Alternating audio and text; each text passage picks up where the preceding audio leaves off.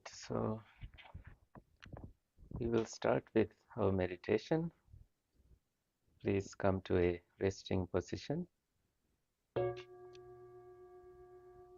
and bring a gentle smile to your face.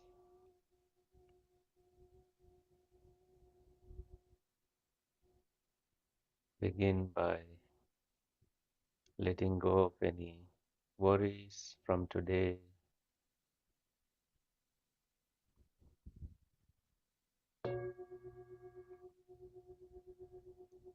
Transcending any worries, any fears.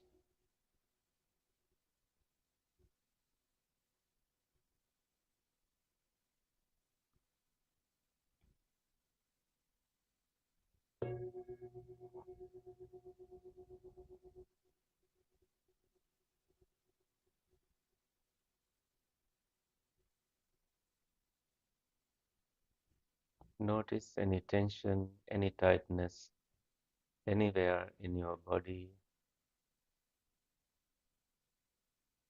Send loving kindness to that place.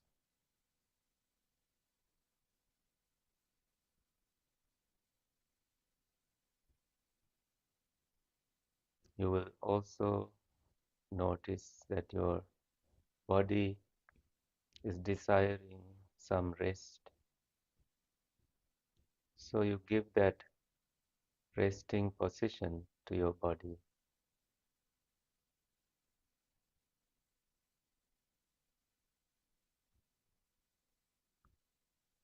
And your brain will stop sending signals to seeing, hearing, smelling, tasting, physical sensations, and thinking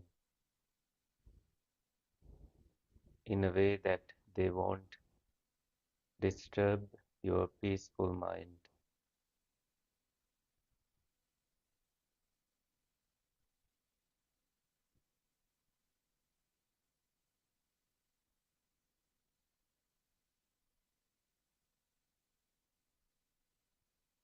And that way, your awareness also begin to rest.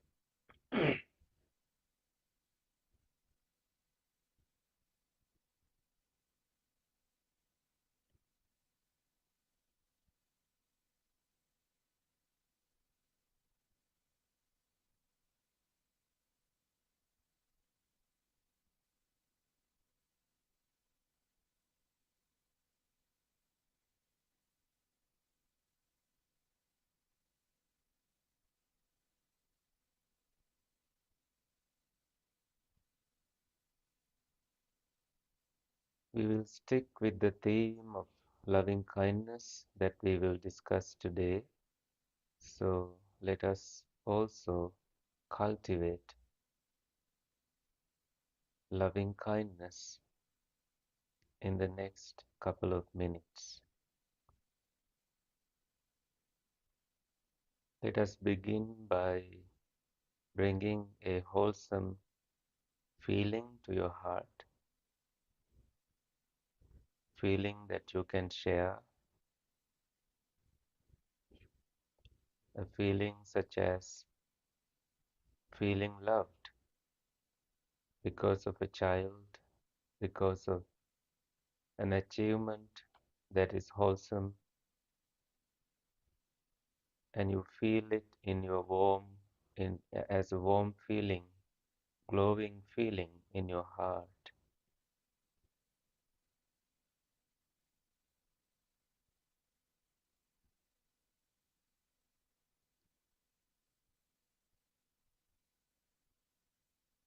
Visualize yourself smiling and absorbing this experience again.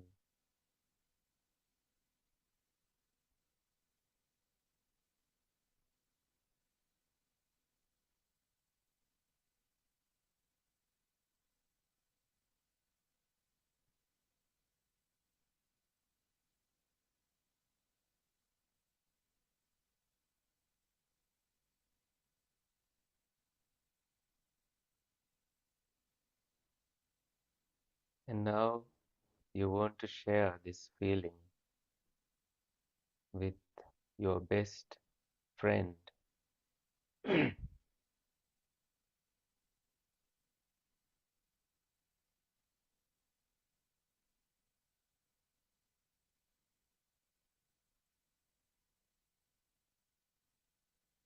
And this friend is also a spiritual friend who has good intentions toward you.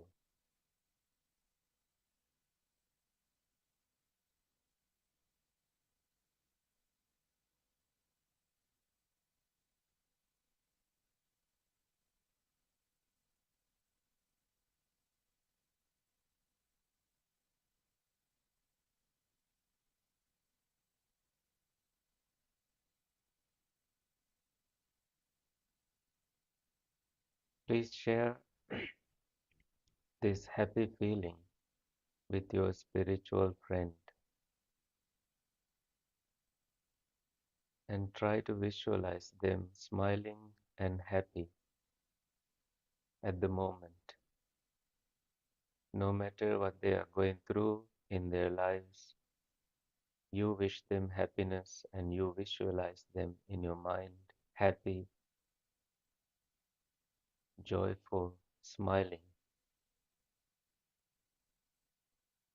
You may not feel any of these things that you hear, but please follow as you hear these instructions as best as you can. And next, you invite and share this happiness with another spiritual friend, visualizing them in your mind, glowing and receiving your loving kindness, goodwill, and smiling.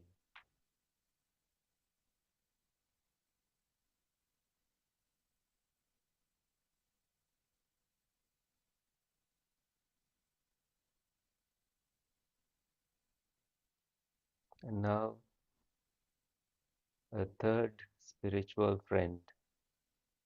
Invite this person to your heart, to your mind, and visualize them happy and smiling.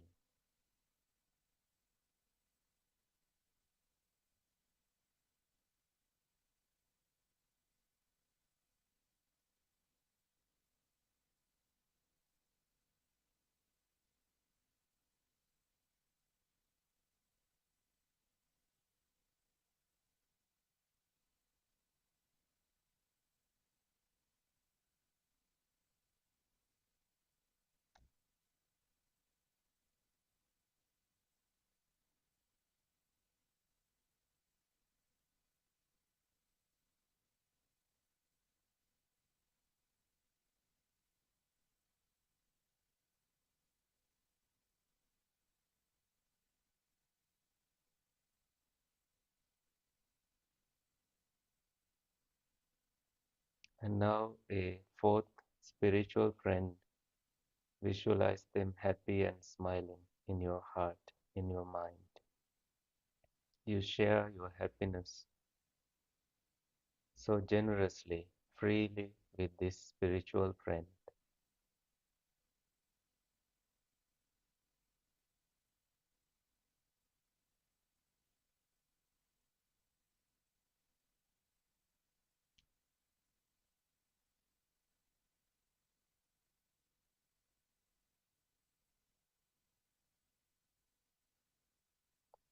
Happiness increases by sharing, and you may be experiencing that your smile grows, becomes a big smile as you share. This is a moment of pouring not from an empty cup, pouring from a cup full of loving kindness. When your cup is empty, you can't share. So you bring that happy feeling that you share with pour spiritual friends.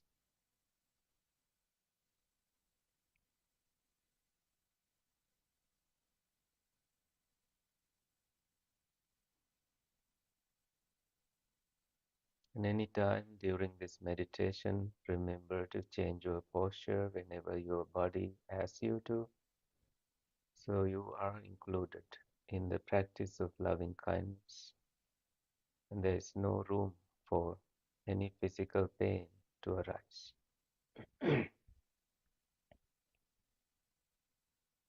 Now you invite 4 family members from your family.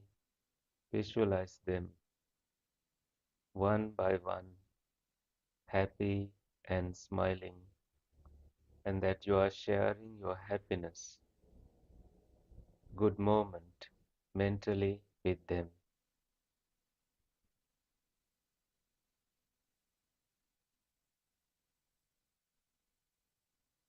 One family member,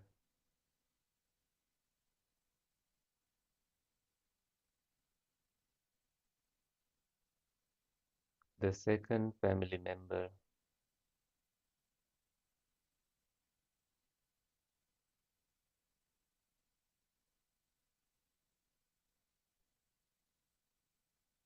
the third family member,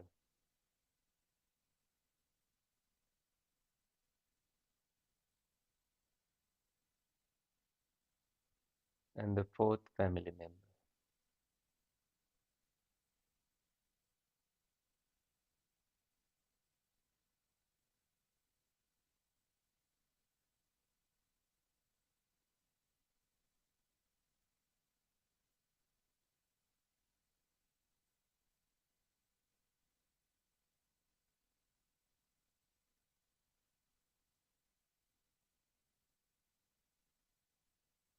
And let us move on to the next stage, that is to invite neutral people to your mind.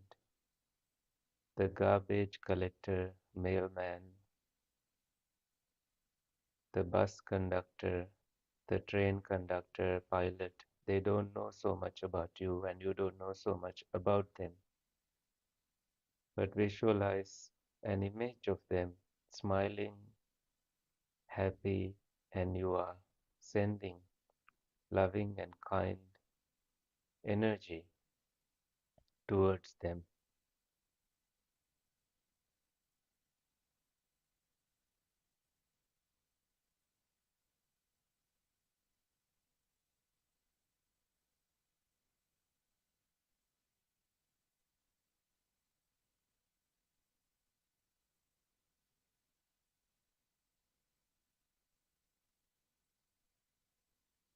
One, one person, neutral person, second, neutral person,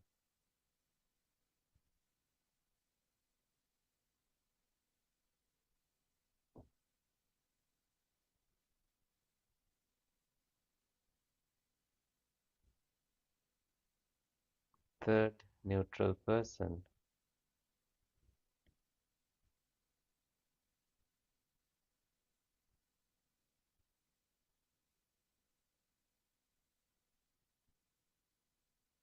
and the fourth, neutral person.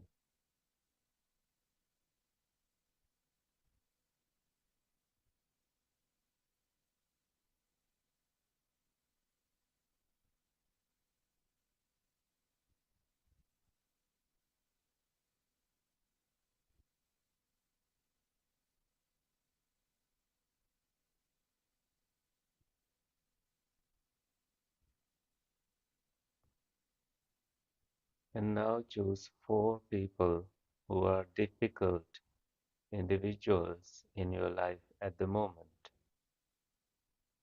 Someone who may appear like a frenemy, friend slash an enemy, or someone who is continuously angry, frustrated,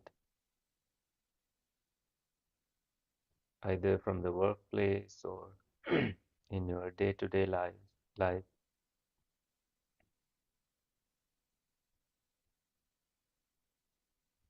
and you share your happiness with them. This warm, glowing feeling is shared so generously with them as well.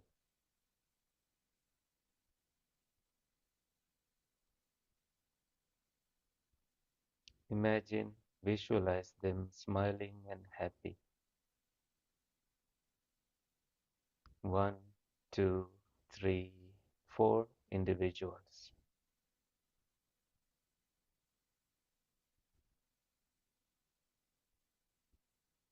or as many as you have. And if it becomes difficult, please come back to neutral people and radiate metta, loving kindness to them.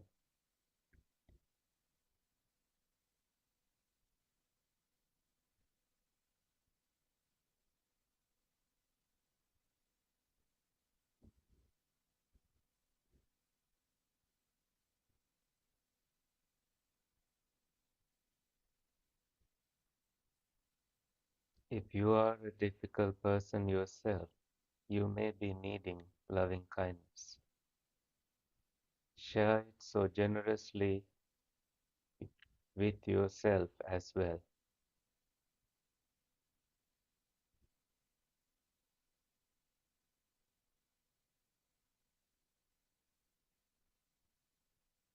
Now the mind has no more boundaries, no difficult individuals. You have gone beyond that stage. Whenever you are at that point, you are ready to radiate loving kindness boundlessly in all directions to all beings in all planes of existence.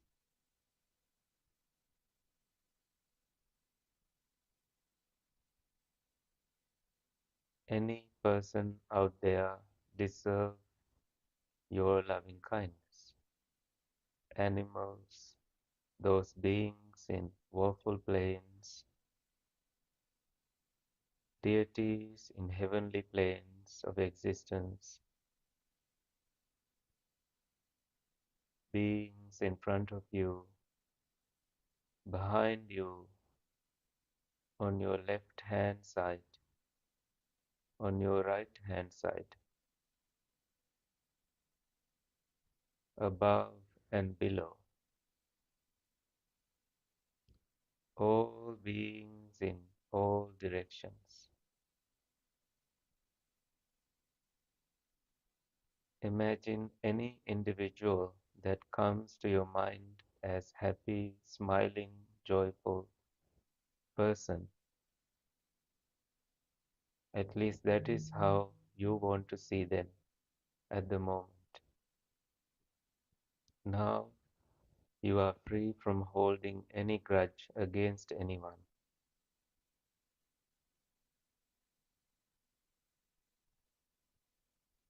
With the mind imbued with loving kindness,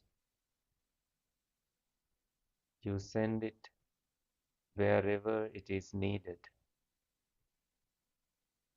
May the world be healed by the power of this loving kindness. May all beings be well and happy.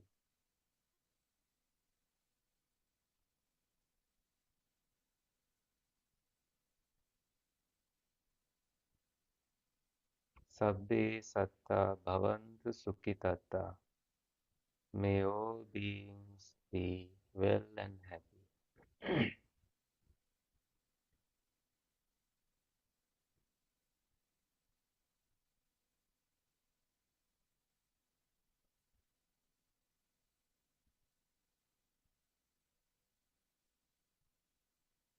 You are the first person to benefit from this practice, so you began with yourself, and then to four spiritual friends, and then to four family members, and then to four neutral people, and then to four difficult people, or as many difficult people as you had, and then to all directions. This way, mind gets liberated from anger, hatred, any fire of anger, and it evaporates when it lands in your heart, full of loving kindness.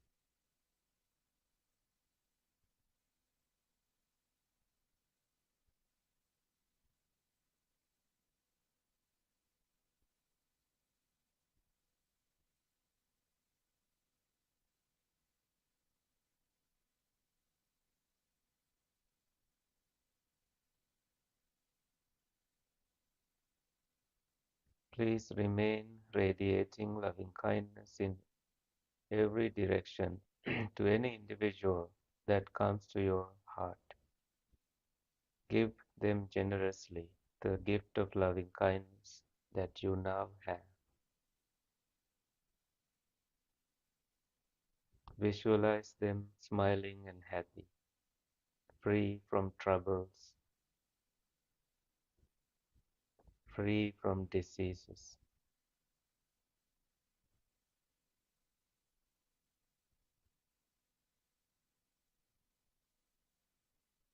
free from mental and physical discomfort, free from blame, free from criticism and judgment, receiving food, nutrition, good company, and well-being.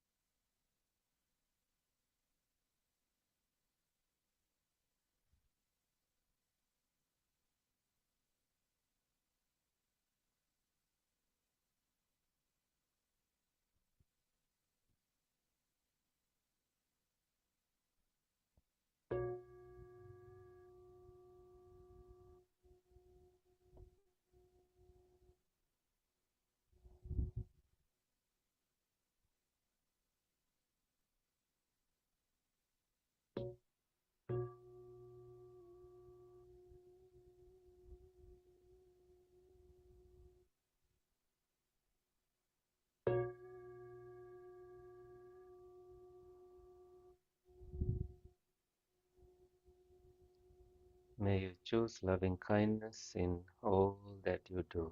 So please come out of your meditation and we will now do the reading for today.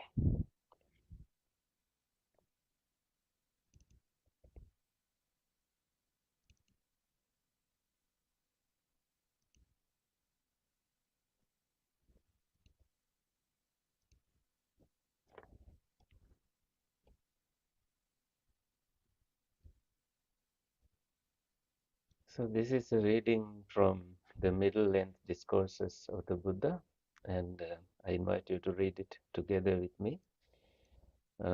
This is called the Simile of the Soul, Kakacūpama Sutta, Majjhima Nikaya 21. I hope the screen shows you the correct size of the fonts,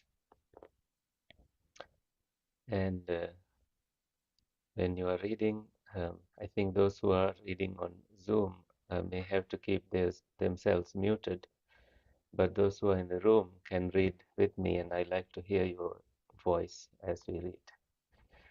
So let's start reading. On one occasion, the Blessed One was staying near Savatthi in Jeta's Grove, Anathapindika's monastery. Now, on that occasion, Venerable Moliya Phagguna was spending too much time entangled with the nuns. If any monk spoke in dispraise of the nuns in his presence, he would be angered, displeased, and would make an issue of it. And if any monk spoke in dispraise of him in the presence of the nuns, they would be angered, displeased, and would make an issue of it. That is how much how much time, right? He was spending entangled with the nuns. Then a certain monk went to the Blessed One, and on arrival, having bowed down to him, sat to one side, and informed him about Phagguna. Then the Blessed One told that monk, "Come, monk, in my name call Moliya Phagguna," saying, "The teacher calls you, friend Moliya Phagguna." Responding, "As you say, Lord," he summoned Phagguna. The Buddha inquired Phagguna, and Phagguna said that this is true of him. Then the Buddha said, "It is not fitting for you, Phagguna, a clansman who has gone forth from the home life into homelessness out of conviction that you spend too much time entangled with the nuns. So, Phagguna, if anyone speaks in dispraise of the nuns, or gives a blow with the hand, or a stone, or a rod, or a knife in your presence, then you should train yourself. My mind will be unaffected, and I will say no evil words. I will remain sympathetic to that person's welfare, with the mind of goodwill, and with no inner hate. That is how you should train yourself. Same when you do that to you, Phagguna." Then the Blessed One addressed the monks. "Monks, how the monks used to satisfy my mind. I needed only to arouse mindfulness in them. So, monks, you too should abandon unskillful qualities and commit yourself to skillful qualities, and in that way you too will come to growth, increase, and abundance in the Dhamma Vinaya, like a forest coming to growth. Once, monks, in this same Savatthi, there was a lady of a household named Vedehika. This good report about Lady Vedehika had circulated. Lady Vedehika is gentle, mild-tempered, calm. Now Lady Vedehika had a house helper named Kali who was diligent, deft, and neat in her work. The thought occurred to Kali, the house helper, "This good report about my Lady Vedehika has circulated. Now is anger present in my lady without showing, or is it absent? Or is it just because I am diligent, deft, and neat in my work that the anger present in my lady doesn't show? Why don't I test her?" So Kali, the house helper, got up after daybreak. Then Lady Vedehika said to her, "Hey Kali, what, madam? Why did you get up after daybreak?" "No reason, madam." No reason, you wicked house helper, and yet you get up after daybreak, angered and displeased. She scowled. Then the thought occurred to Kali, the house helper. Anger is present in my lady, without showing, and not absent. Why don't I test her some more? So Kali, the house helper, got up later in the day. Angered and displeased, Lady Vedeka grumbled. So Kali, the helper, even later in the day. Then Lady Vedeka said to her, Hey Kali, what, madam? Why did you get up even later in the day? No reason, madam. No reason, you wicked house helper, and yet you get up even later in the day. Angered and displeased, she grabbed hold of a rolling pin and gave her a whack over the head, cutting it open. Then Kali, the house helper, with blood streaming from her cut open head, went and denounced her mistress to the neighbors. See, ladies, the gentle one's handiwork. See the mild tempered one's handiwork. See the calm one's handiwork. How could she, angered and displeased with her only house helper for getting up after daybreak, grab hold of a rolling pin and give her a whack over the head, cutting it open? After that, this evil report about Lady Vedeka circulated. Lady Vedeka is vicious. Lady Vedeka is bald-tempered. Lady Vedeka is violent. In the same way, monks, a monk may be ever so gentle, ever so mild-tempered, ever so calm, as long as he is not touched by disagreeable aspects of speech. But it is only when disagreeable aspects of speech touch him that he can truly be known as gentle, mild-tempered, and calm.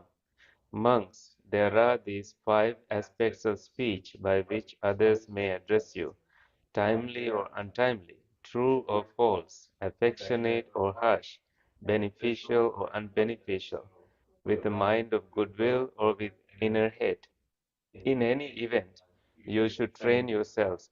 Our minds will be unaffected, and we will say no evil words. We will remain sympathetic to that person's welfare, with a mind of goodwill and with no inner hate. We will keep pervading him with an awareness imbued with goodwill, and beginning with him, we will keep pervading the all-encompassing world with an awareness imbued with goodwill, abundant, enlarged, immeasurable, free from hostility, free from ill will. That is how you should train yourselves. Be like the earth, that is deep and enormous. It can be changed easily. Be like the sky, nothing drawn on it remains. Be like a river that cannot be burnt easily. Be like a catskin bag, beaten, well beaten, soft, silky, free of rustling and crackling.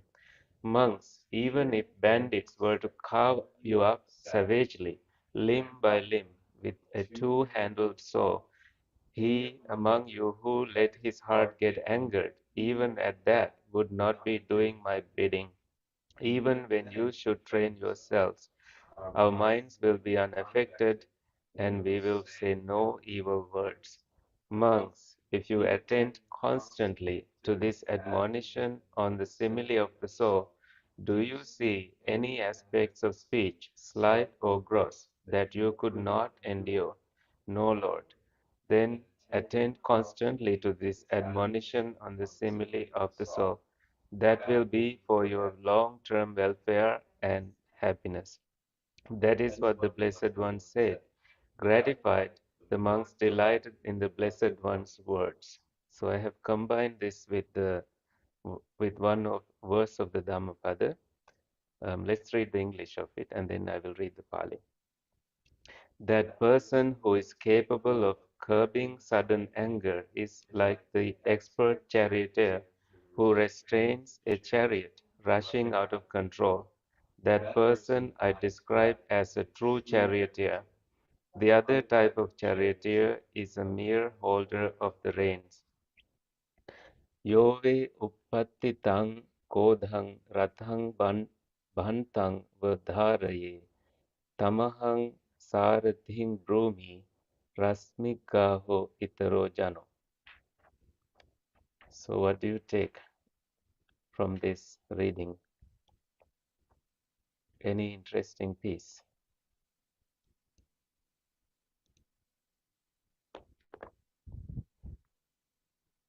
Any word that strikes you? Anything that is interesting? Open to Zoom participants as well.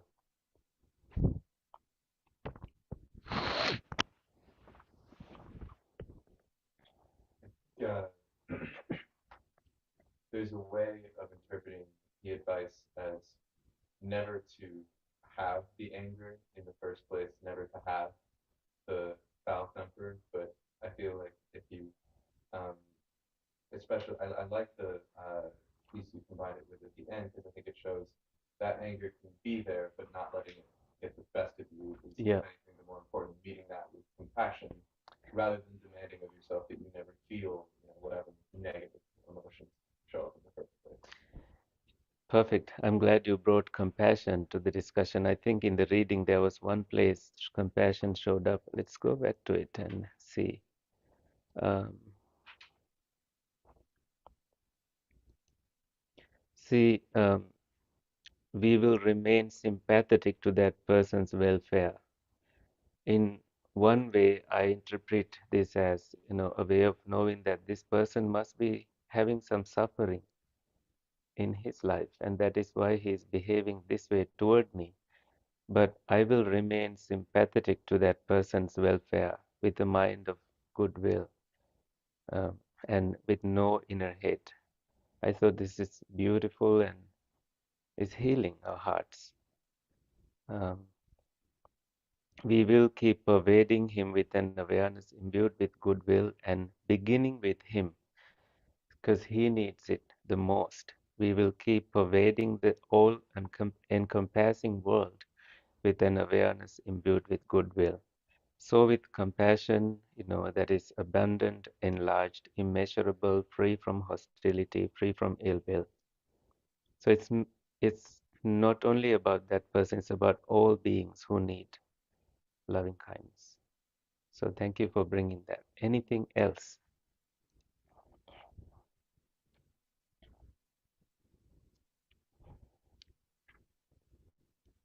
I think Vedika reminds us of some people in life that they are good at hiding their anger.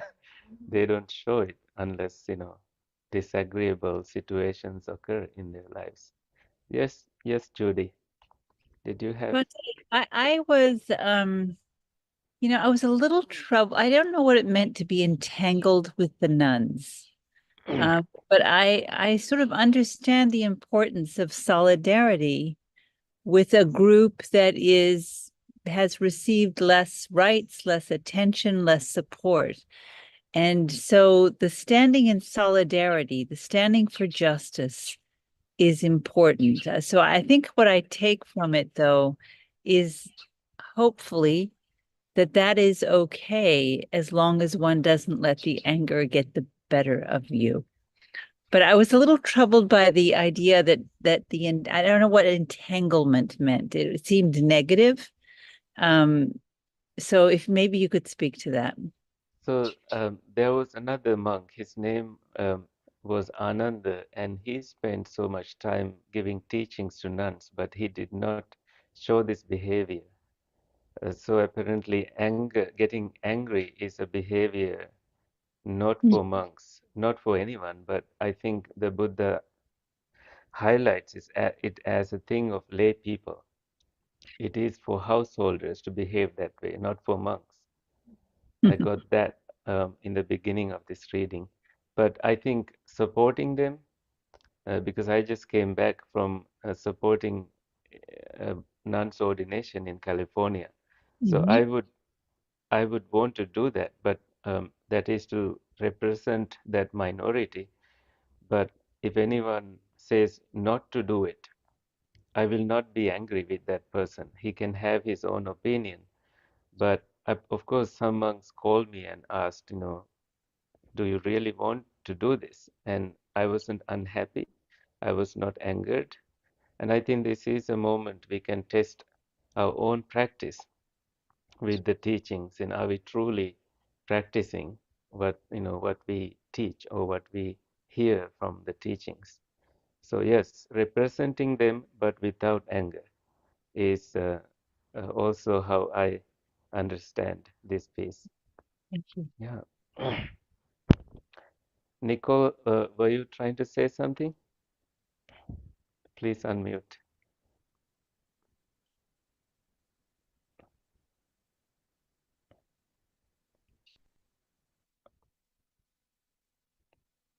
You are still muted.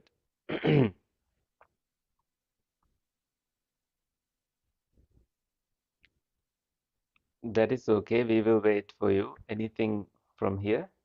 Did you want to say?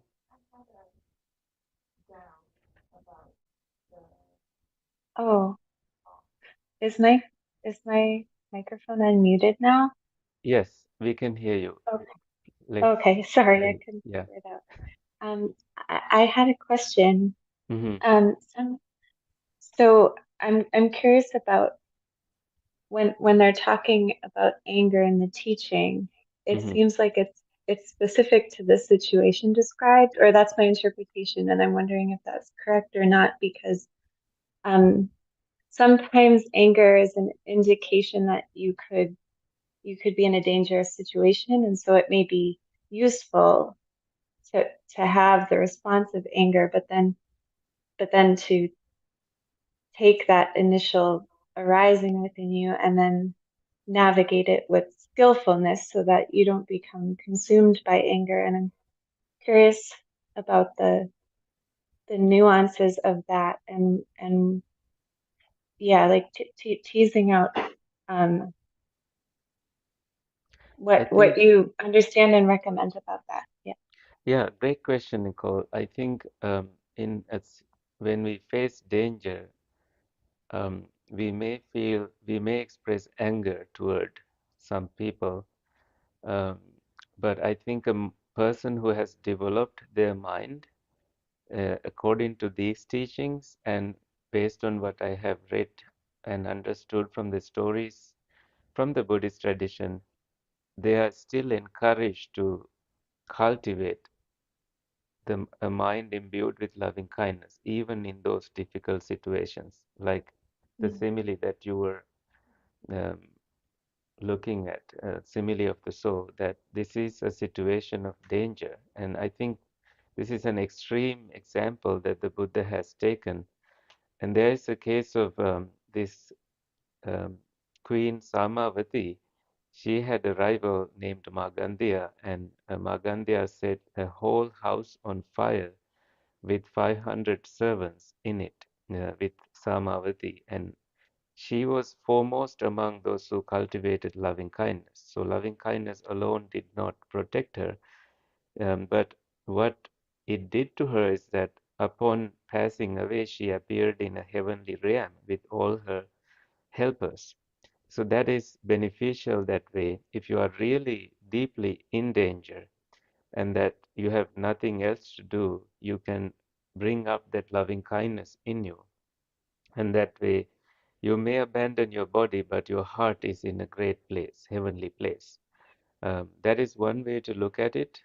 But I think anger shows up easily in difficult situations, dangerous situations, depending on how much development, cultivation of your mind that you have done.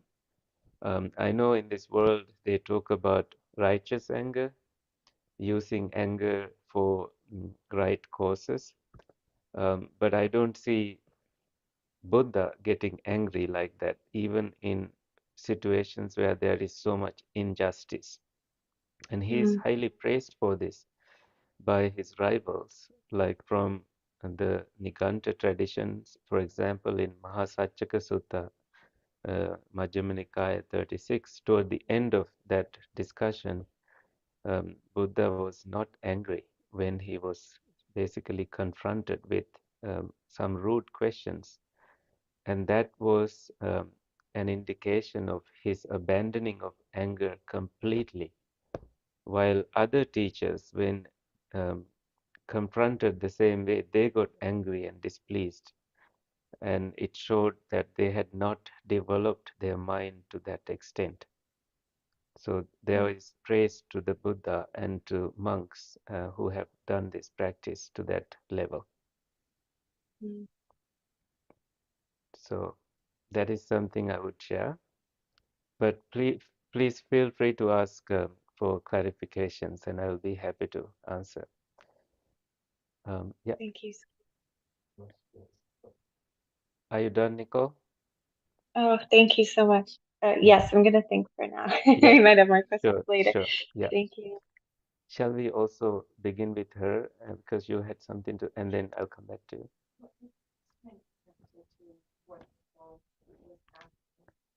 Nicole, you have a friend here. Well, I got confused with,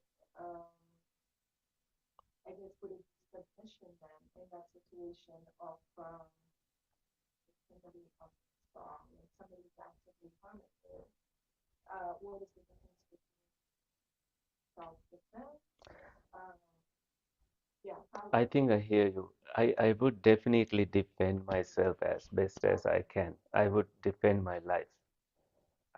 I think the Buddha would want all of us to defend ourselves, run, uh, get a stick, or do anything possible. Not no, but this is a case where you are now tied up. There is nothing you can do, and you are alone, and there is no 911 or no phone, no access available, and this is the only last thing that is happening to your life. So you choose loving kindness toward these individuals who is doing harm to you because it's beneficial to yourself.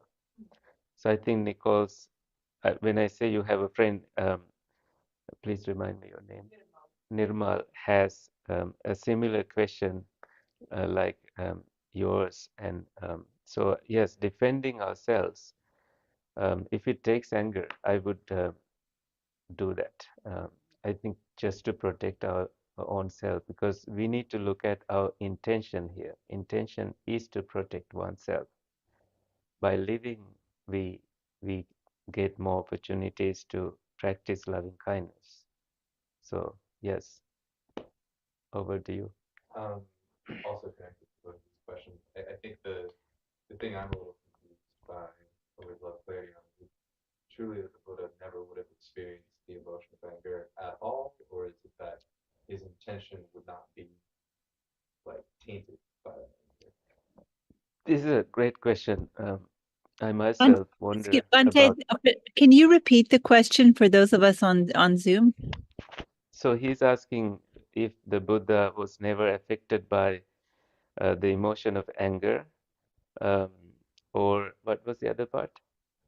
Or if it's more that his response to a situation that elicited anger, the response was not entangled. So yeah, when the Buddha responded to a certain situation, and his response was not entangled with anger. I believe, um, we, according to the Buddhist literature and the discussions I've had, and based on the readings, Buddha is a very special person. When he appears in a world to help many beings, he already has kind of mastered, abandoned anger and lust. And he's a very, very special person, and household life becomes something that he doesn't want to do. He knows that he was in heaven seeking for an opportunity, right conditions for him to appear in the world and help many beings. So anger is not something that he would have. People would try to provoke anger, and he sticks with the truth, and he always never had it in the first place to begin with. This is what makes him very special. And imagine such a heart, free from anger. It's such a blessing to have a person who never gets angry in your life. So it's very rare. So no, he never had it, and he has fulfilled perfections to develop his mind, perfection of generosity, perfection of his virtues, perfection of determination, perfection of effort, 10 perfections including the perfection of loving kindness, to free his mind from anger.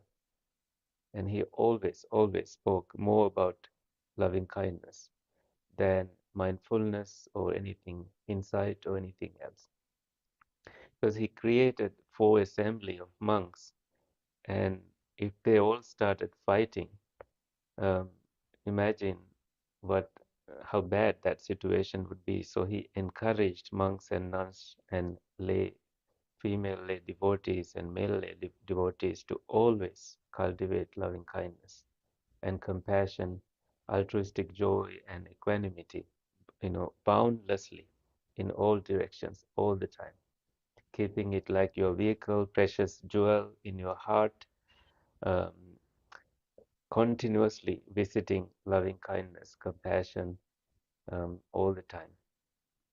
So he says, like a mother who has only one child, she protects this child like her own life. So imagine a mother, when she knows that she has a baby in her belly, she doesn't know anything about this baby, but she behaves in a certain way, protecting the child. And when the baby is born, the baby cries. Both parents understand this message and respond. That is compassion. And when the baby takes the first bite, first step, they are happy. And this is mudita, the joy, sympathetic joy. And then the baby someday becomes an adult and leaves their home. And there's equanimity. You have to accept this situation. There's nothing you can do to stop them. They have their own lives. They choose their own relationships. That is equanimity. So the Buddha said parents are like embodiment of these 4 sublime states. He said Brahmati Mata Pitara. Both parents are like Brahmas, the highest heavenly beings, for this reason. So this is like in addition to what I wanted to share, but thank you for that great question. Yeah. Anything else? We got 3 minutes. Because I hear the next group opening the door and getting ready to use the meditation room. Yes, Nicole, please unmute. Maybe does DS have a question? I don't want to take the last question No, if she no, has one. no, I'm fine. Thank you. Go right ahead, Nicole. Thank you. I just have one more question. So, loving kindness as a practice so that you're more prepared when anger does arise. And then in the moment that anger does arise and would have the tendency to take over, are there things you would recommend for in the moment that anger is happening to deal with it more skillfully that work for you? I know that people ask this question, and it is actually accepting anger completely is the best thing you can do. Otherwise, resisting it will, I think, transform that energy, and it gets settled in somewhere in your lungs or in your, somewhere in your body. So accepting it completely and remembering something that helps you, that this anger only does harm to myself. It is like drinking poison and wanting somebody else to die. It doesn't happen that way. It's just harmful to yourself. And that these quotes of wisdom have guided me and helped me in the moment of anger in the past. But I think it's a process that takes a lifetime, and I would give that time to myself. And over the time of practicing loving kindness and seeing the world with new perspective, you realize that your anger is less and less affecting you. So in the moment, you can just breathe in, breathe out, count to 10 and then backward, or count to 100 and backward. Um, and I think never making decisions when you are angry, never expressing words when you are angry has been very helpful. Never finding faults in others has been helpful to me. So never criticizing others has been helpful to me. So a combination of things will make you a happy person in the moment of anger. There is so much ego in us that we want things to be our way, not their way. We want to correct other people. And I have observed this tendency in me from my family by living my life with other monks and nuns. So I always I have never gained any happiness by trying to correct others. When I let go of these habits, I realize that I'm normally a happier person, that I was the one blocking my happiness by these choices and behaviors. So I hope that helps. Yeah. So it's 7 and let's share merits, and thank you so much for your insights and time with meditation and reading together. Please join your palms together and join me with this wish. May the suffering ones be suffering free and the fear-struck fearless be. May the grieving shed all grief, and may all beings find relief. May all beings share this merit that we have thus acquired for the acquisition of all kinds of happiness. May beings inhabiting space and earth, devas and nagas of mighty power, share this merit of ours. May they long protect you all and the teachings. Sadhu, sadhu, sadhu. May good things happen to you all. Sadhu, sadhu, sadhu. Thank you. Until next time. Have a good night, all of you. Good night. Thank you. Thank you. Thank you. Carl is still